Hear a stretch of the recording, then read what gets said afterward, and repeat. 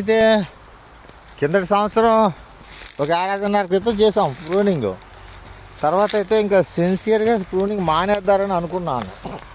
కానీ ఇప్పుడు ఇది చూస్తే ఈ చెట్టు కొమ్మ ఇలాగ వెళ్తుంది. మెయిన్ ఎక్కడైతే ఇది ప్రూనింగ్ చేసిన కొమ్మ కాదు, ఇది కొత్తగా వచ్చింది. ఇది అమ్మా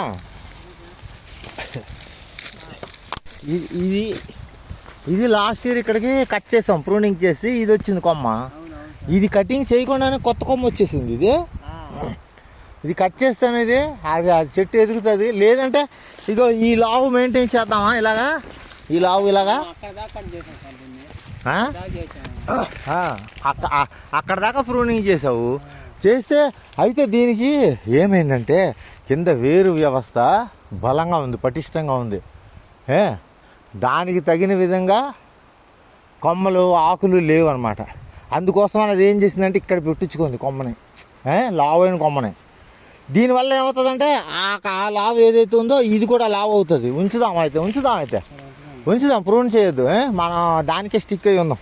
ఇదిగో చూడు, ఇక్కడ సౌక మొక్క వేసాం, ఎప్పుడో వేసింది. ఇది పక్కకు పోతుంది చూసావు.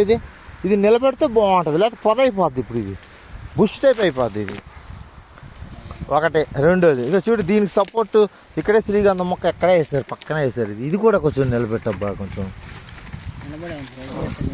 మరి అయితే ఈ గడ్డి తొలగించు, చుట్టూ ఉన్న గడ్డి తొలగించు. ఇలా వాలుగా ఉంటే కొమ్మలు ఇక్కడి నుంచి రావు, సైడ్ నుంచి వస్తుంటాయి అన్నీ.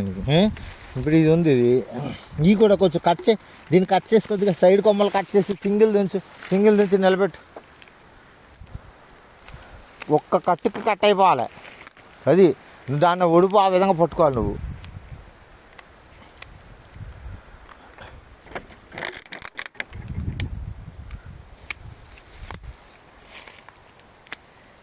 Right, okay. ఇప్పుడు దానికి ఒక పుల్ల పెట్టు. అక్కడ పుల్ల ఏదోటి వీటిలో తీసింది, ఏదోటి పుల్ల తీసి పెట్టు. ఇందాక సర్వీకర్లు కొట్టావు కదా అక్కడ, అందులో పుల్ల తెచ్చి దీనికి దాపెట్టు.